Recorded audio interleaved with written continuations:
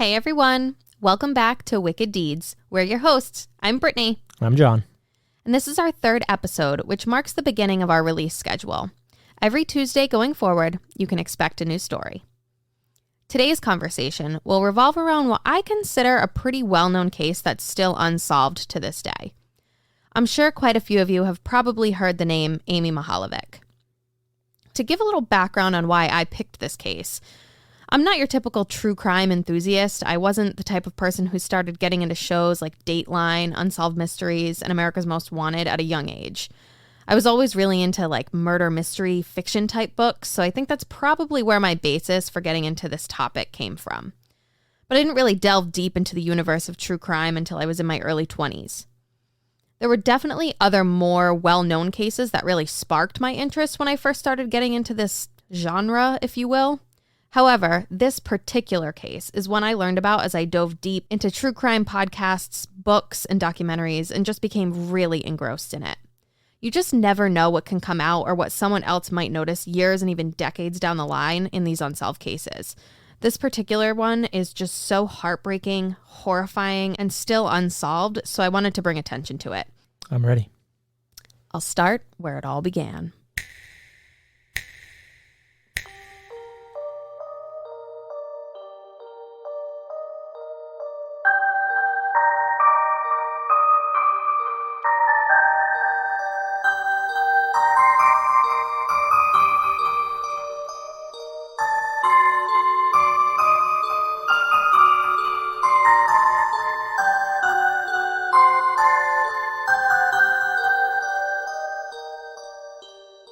Ohio, October 27th, 1989.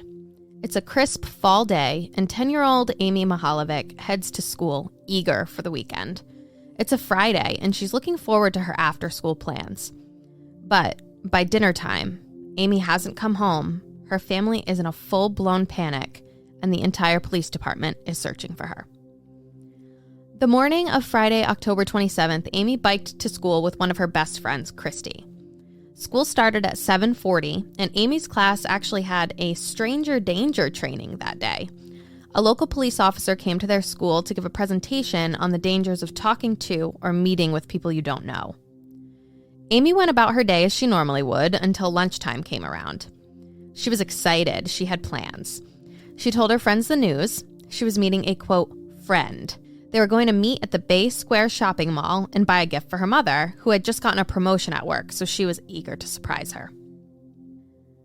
I'm not sure how Amy's friends reacted to this information, but if any of them had really listened and taken in what the police officer had presented to them that day about strangers, I'm sure they would have told her not to go. I mean, I'm just listening to this, and I already have a furrowed brow. This sounds weird. It sounds like something out of a movie, but also it's like this 10-year-old girl is telling her other, assumedly 10-year-old friends, I'm going to meet a friend to buy my mom a gift after school. It just sounds weird. It sounds like something's not right already. And you are like the rest of the people in the world. Yeah. Amy left school at 2:04 p.m. with a couple friends, and they walked together to Bay Square, the local outdoor strip mall. Amy would normally bike home, but today she left her bike in the rack at school so she could walk with these friends. Once they arrived, she split up from these girls and waited on the sidewalk for the man she was going to meet. As she waited, two young boys noticed her standing by herself. A very short time later, they saw a man walk up to her. They noticed the man put his hand on the small of Amy's back and walked her towards the parking lot, as if he knew her, like he was bringing her somewhere. They said it seemed like she knew him. She didn't look uncomfortable at all. And then the boys looked away for just a second, and by the time they looked back, Amy was gone. I already feel sick, like I have a knot in my throat. Like Yep. It all just sounds like it's going down a real bad place. Oh, absolutely. It's, like I said, horrifying. I mean, I know times were different in the late 80s, early 90s. But People were way too trusting. Yeah. Way too trusting. And the thing that's just so... it's even scarier to me is she had stranger danger training. How did alarm bells not go off immediately for her? So did she know him? Well, that's where my mind was going, is that I think that she probably has met him before. He's probably seen her about and maybe potentially, and this is all speculation, assuming that this is a guy that does something bad. Yeah. But potentially groomed her and was like, oh, hey, maybe gave her small gifts to bring her close to him, to make her feel safe. And then this was like the big buildup. Mm-hmm. Okay. Yeah, we'll meet at the mall after work or after you leave school, and then we'll get your mom a gift. And then he starts leading her away. Now, at the same time Amy was headed to Bay Square, her brother Jason was on his way home. He had actually planned to take a trip to that same mall that afternoon to get ice cream at the Baskin-Robbins, which was actually a pretty popular spot at the mall, but he thought better of it because he really didn't want to run into some kids there that had been bullying him recently. When Jason got home, he was thrown off. He was so used to seeing Amy at home after school playing with their dog Jake, but Amy wasn't there. He searched everywhere for her, checked her room, outside, nothing. So he called his mom. Margaret instantly began panicking and said she was going to come home right away. Is Jason an older or younger brother? Older. I believe he was in 7th grade at the time, and Amy was in 5th. Okay. Just as Margaret was grabbing her coat and bag to leave, her phone rang. It was Amy. She asked Amy where she was and why her brother was worried about her. From what I understand, Amy told Margaret she was at home and that she was fine. Little did Margaret know, but in that moment, Amy was with her kidnapper. I'm sorry, but what a ballsy move. That is a brazen act, and I cannot believe this guy got away with it. Amy had to have trusted him. I mean, why else would she have made this phone call? Either that, or he had her completely under his control in another way. Well, I probably would assume that he had her make that phone call. He probably brought her somewhere and said, hey, just so your mom doesn't worry, why don't you give her a call and just let her know, oh, I'm at home, everything's fine. Of course, not knowing that Jason had just talked to his mother before. Mm-hmm. It's like the timing. The timing is so weird. Yeah. So I think that it was probably a planned, calculated move. So whereas, yes, it's ballsy, it's not like, she had a cell phone and she was just going to call her mother or whatever, and it was unsuspecting. Like 89, he had to bring her to a phone. He probably said, hey, call your mom. Let her know everything's okay, to remove suspicion, to give him more time to conduct whatever scheme he was working towards. Yeah, no, that makes perfect sense. So Margaret starts to just get this sinking feeling. You know that like anxious pit in your stomach? Mm-hmm. She rushed out of work. She needed to get home and check on Amy. It was almost the end of the workday anyway, so no harm in heading out a little early. When she got home, Amy wasn't there. Margaret needed to find her daughter. She raced to the school to see if maybe Amy stayed after for an activity, but when she made it there, she saw Amy's bike, still in the bike rack. Now she knew something was wrong. She wasted absolutely no time and went straight to police. Authorities immediately took Amy's case seriously, and this is something that I appreciate so much in this case because I feel like you hear so many times over and over again for, I guess, cold cases or cases from the 70s, 80s, 90s that just, people didn't jump on it quick enough. Like Molly Bish, for example. 3 hours is a lot of time. I wonder if, it was kind of like a small area where the police knew everyone around. So because, whatever officer Margaret spoke to knew her on a somewhat personal level, or at least knew who she was, he could kind of read her body language and say, all right, there's definitely something wrong. Let's get down to this and let's figure this out. Mm-hmm. But I totally get what you're saying where, a lot of times they might be more like, try to stay cool, calm, and collected and wait and see if she comes back. It's nice to see that, they're hopping right on it and they're working towards finding her. Yeah, exactly. So friends and family started searching the area. A neighbor even brought Amy's photo to the local news station so that they could air it on TV. And this friend, she's a good friend, she actually forced them. She would not leave their office until they put her photo on TV. They had that dumb rule that it seemed like everybody had, and kind of still has, is she hasn't been missing for 24 hours. Yeah. We can't put her photo out. And this woman's like, no, you're putting her photo out and I'm not leaving till you do. Right. And I mean, we've talked about this in the previous case that sometimes things aren't done fast enough. Mm-hmm. And I think that's such a stupid rule to be like, oh, it hasn't been 24 hours yet. A lot can happen in 24 hours. Mm-hmm. If you know that somebody's missing, and of course, the news station probably has their own policies and procedures. So maybe that's why they were like, oh no, I gotta wait the 24 hours. But in like a real world sense of it, if you know that something bad is happening or have a really sick feeling that something bad's happening, what's the harm in putting it out early? Whereas if you wait too long, you can only lose. Exactly. And what's the harm in putting that out? She comes home safely. Right. And you put a picture on TV. Big deal. Whereas if now you waited that 24 hours and you didn't put it out and all these people saw this girl 2 hours after they were trying to put this picture up on the news and you wouldn't allow them to, now you have to live with that on your conscience because, you wanted to wait that 24 hours. And that's why this lady's a good friend. Sounds like it. By the end of the day, though, Amy still hadn't returned home and there were no leads as to where she was. So the next day, Amy's parents went on TV and they pleaded for her to come home or for whoever had her to bring her home. They asked for any leads, for any eyewitnesses to come forward. Well, remember those 2 boys who saw Amy at Bay Square with that man the day before? They came forward with that information and even described the man they saw to a sketch artist. A composite sketch was drawn up and released to the public. So to me, this guy looks like just your average white male in the late 1980s. Yeah, I mean, it's a lot of nondescript features about him. It looks like he has a full head of sandy-colored hair, maybe. Each of these sketches were provided by the 2 boys that saw her in the parking lot. I think they did a relatively good job of describing pretty much the same man, just one with glasses and one without. But also, I think about how could you miss glasses? Yeah, we don't know what liberties the sketch artist might have taken. That's true. In taking what these boys said into transferring it onto paper. But it does seem like they got what could be an accurate description to the man that they saw. I agree. Our first big lead in the case comes in the form of a phone call.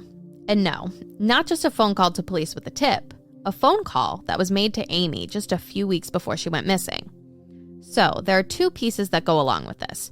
One, the girls that Amy had talked to at lunch about her special friend came forward with the information she'd provided to them. The second, another local girl came forward saying she had experienced a very similar incident. Both girls had received a phone call from a man saying he knew their mother and wanted to buy her a gift. He acted as if he was her mom's boss and said she was getting a promotion at work and he wanted to surprise her with a present. He said he didn't know what to get her and needed their help. Come to find out, Amy's mom actually wasn't even getting a promotion, but they found out that she had just gone from part-time work to full-time work. So did this guy know that about her mom?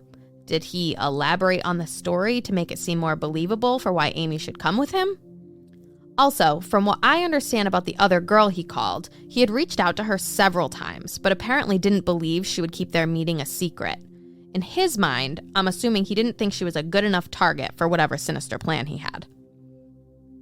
I feel like this is a guy that has a very particular plan in place, and he's probably doing research on his targets. If he's making multiple phone calls to feel this other girl out, to make sure that, everything can go according to plan before acting, he's very meticulous in the way he moves. Yeah, and based on that information, it makes me think that it is the same man, that this isn't just a fluke, and it's 2 different people. Yeah, there's no way that these are 2 different people. This is 100% the same guy trying to pick his target. So police now needed to try and find similarities between Amy and this other girl. So after looking into both of their backgrounds, police determined that both girls attended a place called Holly Hill Farm. They were both obsessed with horses and went riding there. So when police investigated more, they felt like they were on to something. There was this guy that worked there as a farmhand. Police questioned him and also did something during their interrogation that I found so odd and I have never heard of before. So when they interviewed him, they used something called truth serum. Have you ever heard of truth serum? Because I thought that was like a thing from Harry Potter and not a real life thing. I mean, I've heard of truth serum before. I've just never heard of it used in an interrogation. I feel like that's something like the Russians would do to somebody they captured and they're torturing, and they need to get the U.S. classified information from them, so they give them, the truth serum. Right, or you lied about something to Professor Umbridge in Harry Potter, and you have to tell the truth. Right. You must not tell lies. So basically, for those who don't know, truth serum is a drug called sodium pentothal that helps to like slow the brain down in a way that almost tires it out. And I guess it makes the person more likely to just not lie. Once the interrogation was finished, though, there was no indication that the farmhand had anything to do with it. So they had to move on and work on other potential leads. Authorities then received another tip that led them to a man who was painting a house a few houses down from where Amy lived, and the man looked strikingly similar to the sketch. He wore large, round glasses and was a younger white male. Police thought they might be finally getting somewhere, but unfortunately found out that this guy had an alibi as they started to look into him more. For the next several months, police's mission was to bring Amy home. There were some other tips that would come in, everything was vetted, but nothing panned out. There was even a pair of pants almost identical to the ones Amy was last seen in. They were actually found in the woods near Holly Hill, but after forensic testing was done, it confirmed they didn't belong to Amy. But then, a phone call comes in, and it's Amy. The girl on the other line says, "I'm Amy Mihaljevic, and I'm in Maine."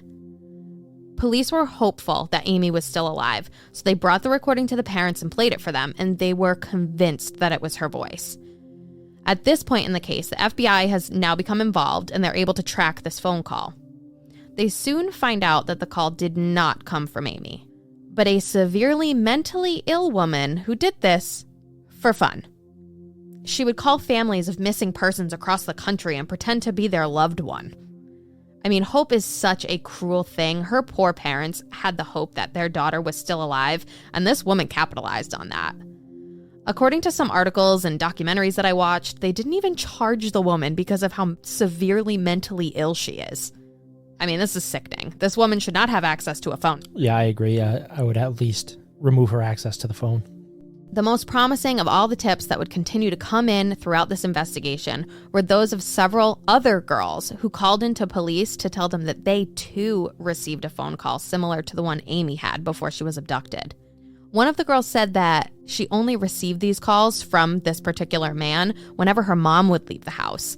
And when she would look outside, there was always a car on the road, and it totally made her uneasy. So what's he doing out there? Is he like canvassing these houses or these families, like watching these girls, getting to know their routines? 100%. So as he continued to try and then fail with all of these other girls, that must be when he ended up moving on to Amy. Police wanted to know what connected all of these girls. They planned to look much further into this and figure out a connection.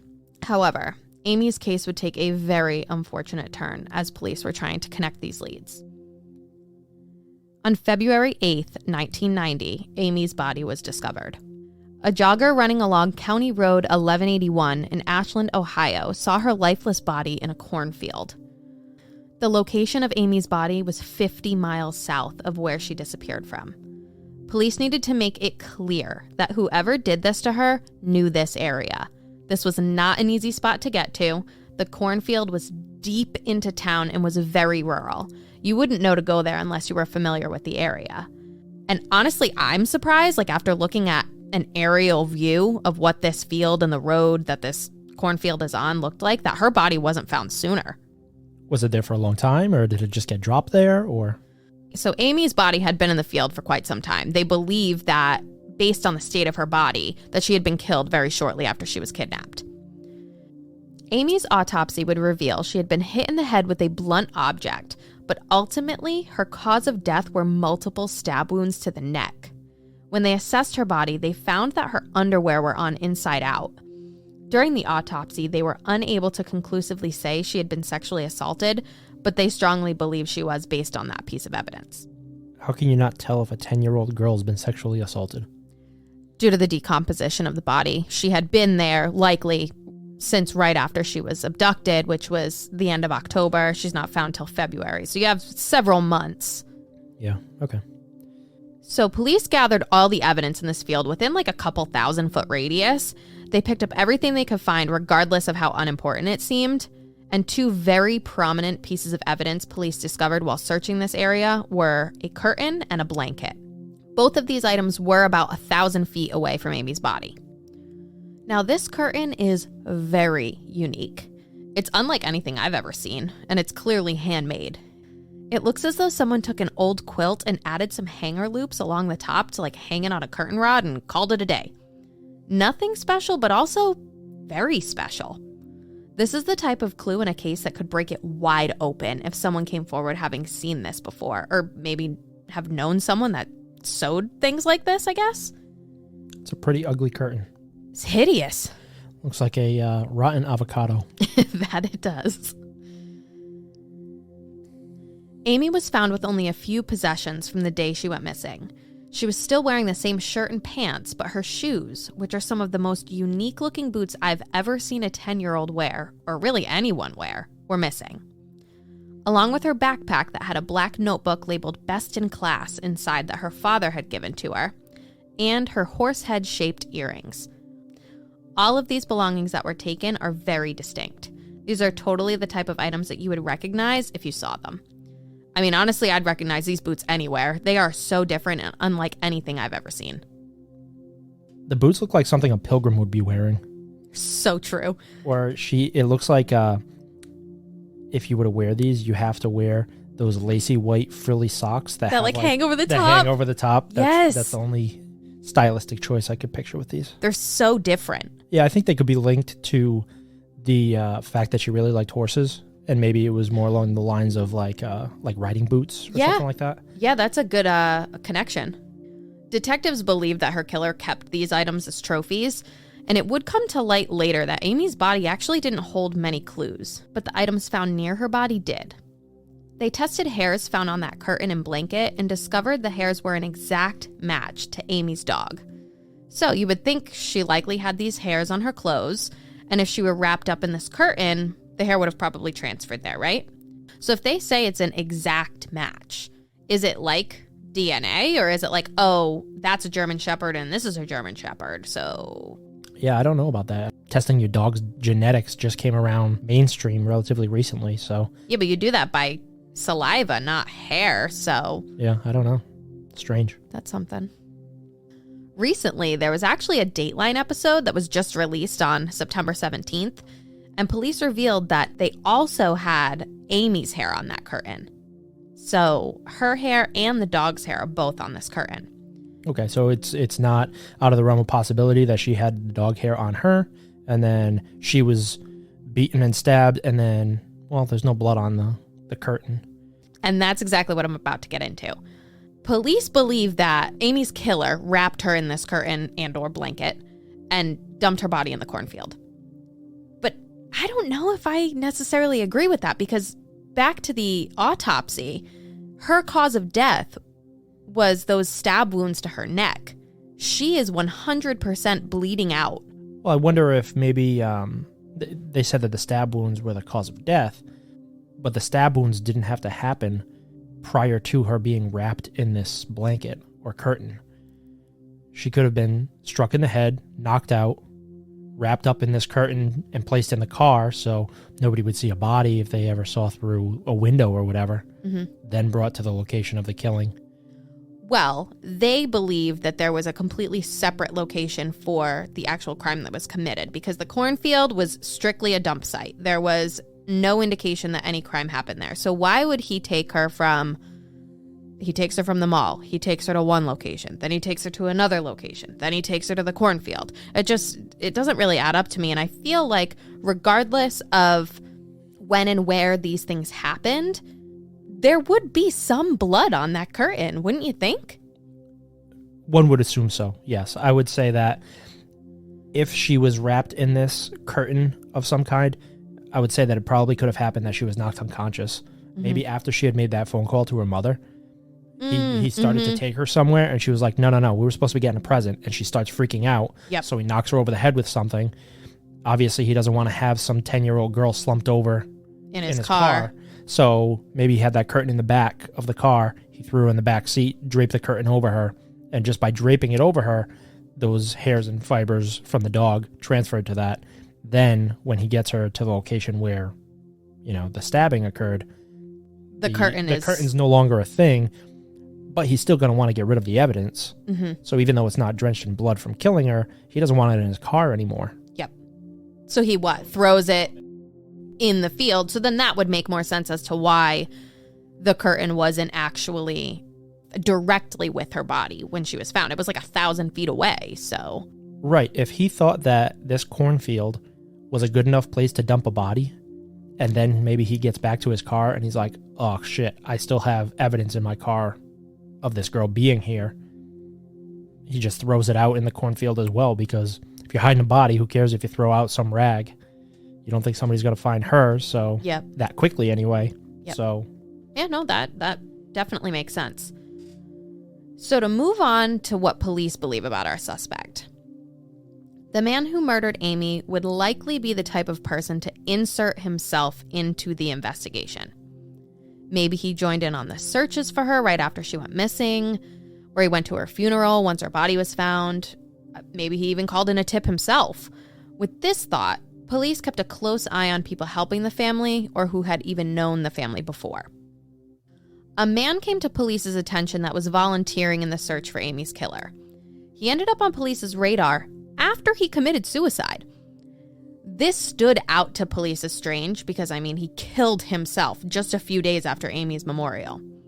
Police began to dive deep into this guy's life. He'd volunteered in the search for Amy. He was overly obsessed with her case. He would send gifts to her family and was once even seen embracing Margaret in a warm hug. Police would search his apartment and found a suicide note in the trash. They were just waiting to read a full-blown confession. But unfortunately, nothing about Amy's mentioned anywhere. They would soon find out this man was suffering with some personal struggles and severe depression. He likely wasn't tied to anything to do with Amy's disappearance other than his obsession over finding her killer. if they believe that her killer was the type to insert himself into the investigation, he's going to thrive off this. He is going to love every second of it, and there's no way that he's going to take his own life after a memorial. He's going to want to ride this wave as long as possible. Yep. Until the thrill of them finding out who he is, and then he can be on the run. Yeah. And then, the real heart pumping takes place. Yep. That's what he's looking for. Yeah, I think this guy was just, someone that was relatively nearby to the case and had his own personal struggles, and he kind of saw his involvement in this as like an outlet to get away from his own problems.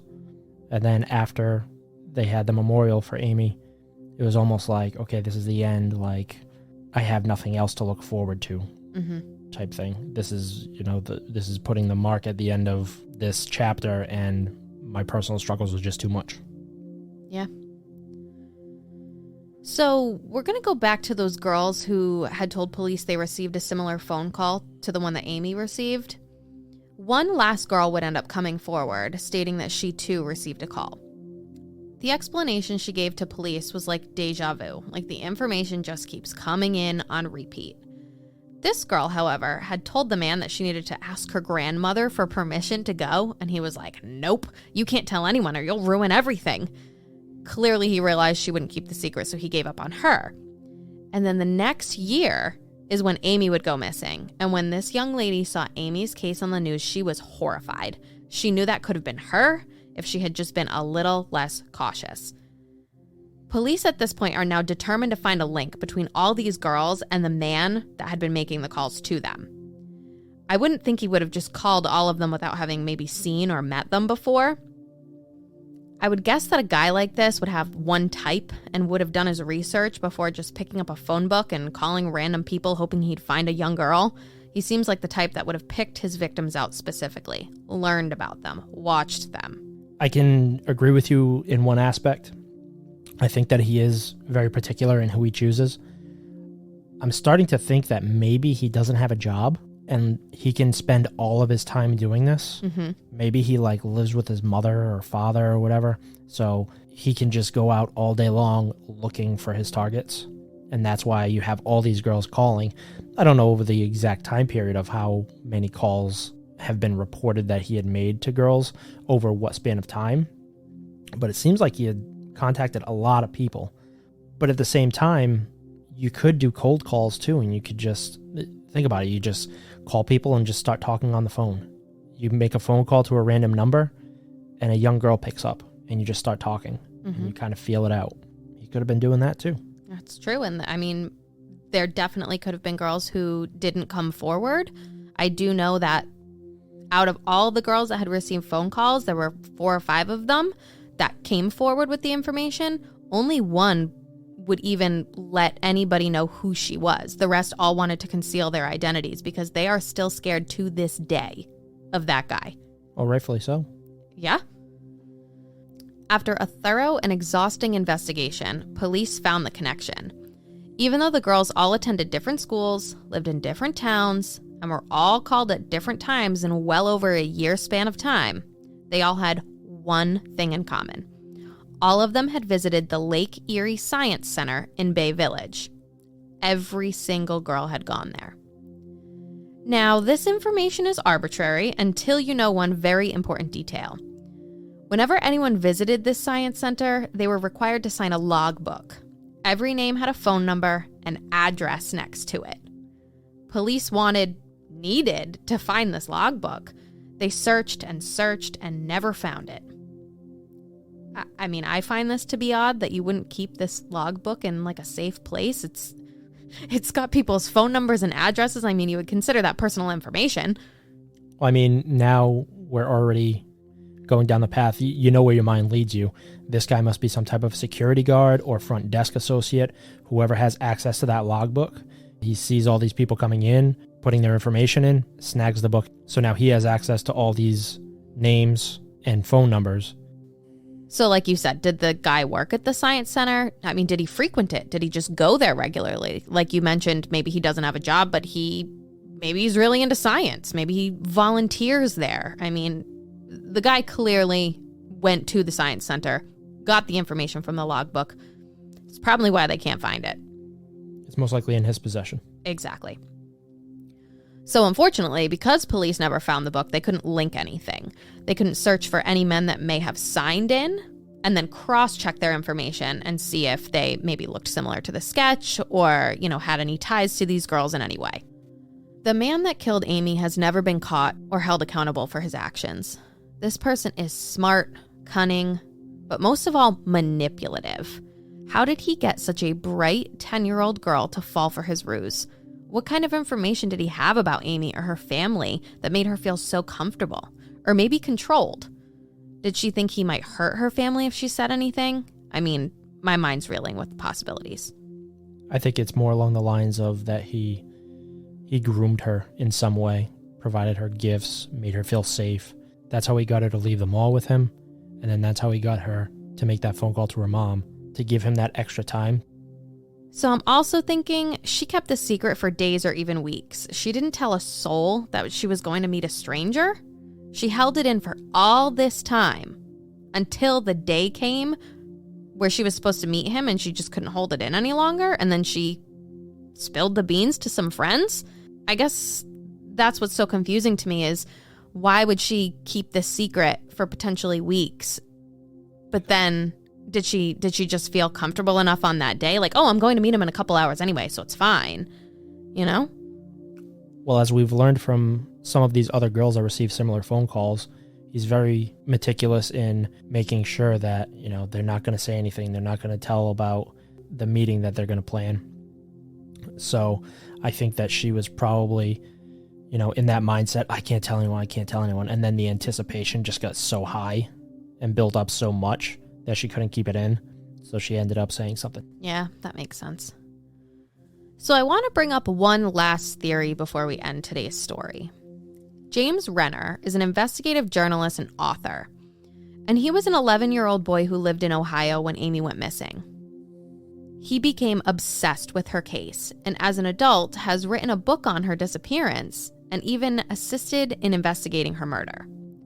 Renner has come up with basically a timeline of exactly what he believes happened from the time Amy met with this man to when she was killed. And I want to just give a quick rundown of his theory. He believes Amy arrived at the mall. The man came up to her and walked her to wherever his car was parked. He doesn't believe the car was even in the lot of the mall as to not draw any attention. And there actually never was a car brought up in this case. No eyewitnesses had ever seen a car. Next, he believes she's in the car with him and he needs to bring her to a location that's far more secure.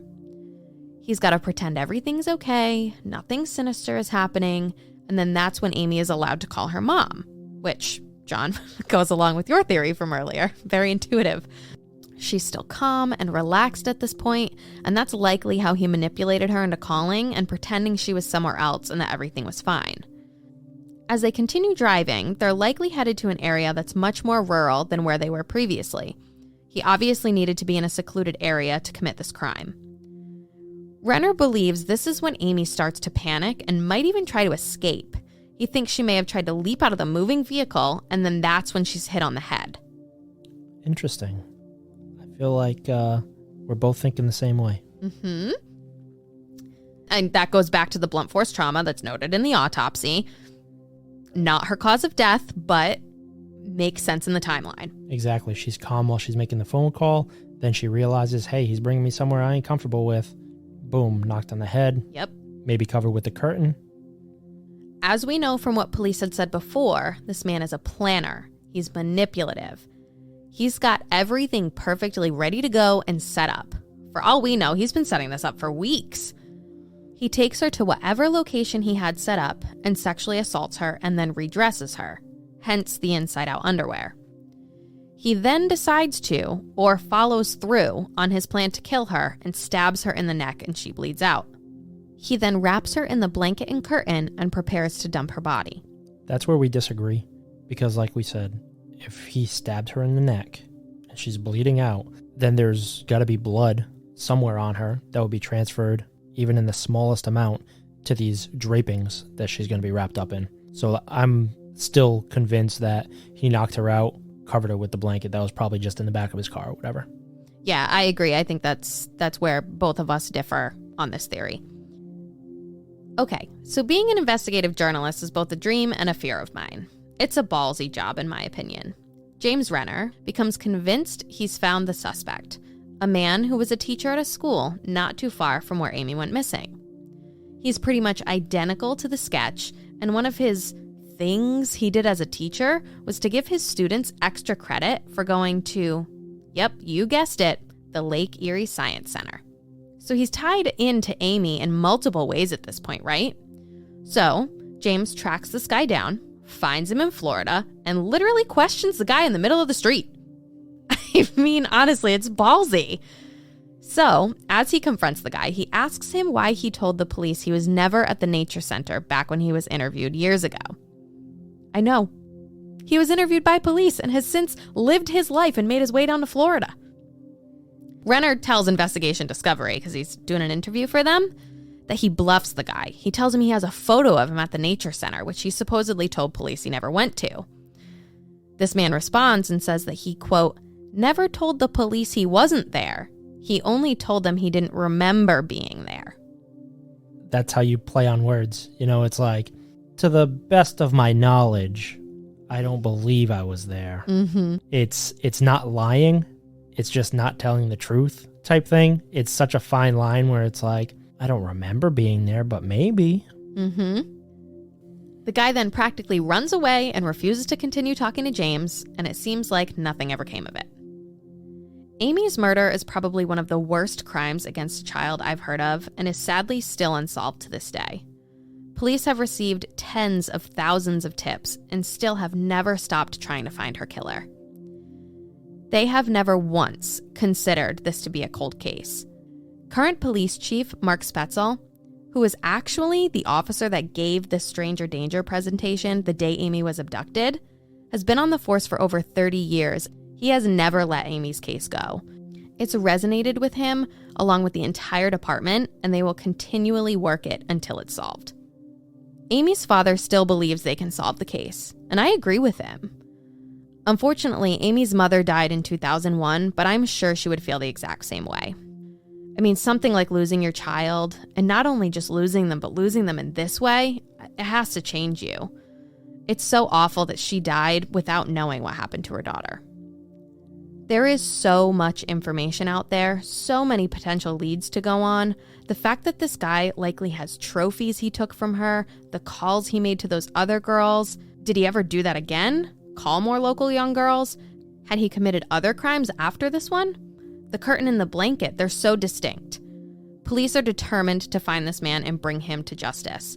They're even offering a $50,000 reward for any leads that result in an arrest and conviction of her killer. If you have any information about the abduction and murder of Amy Mihaljevic, please call the Cleveland Division of the FBI at 216-622-6842 or the Bay Village Police Department at 440-871-1234.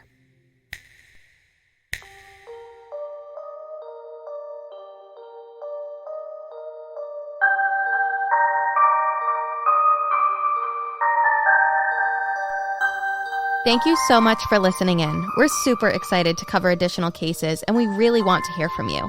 If you liked this episode, please leave us a 5-star review on whatever platform you're listening on, and join our Facebook page, Wicked Deeds. Leave us some suggestions for cases or topics you'd like us to cover. But, most importantly, tune in next week for an all-new episode.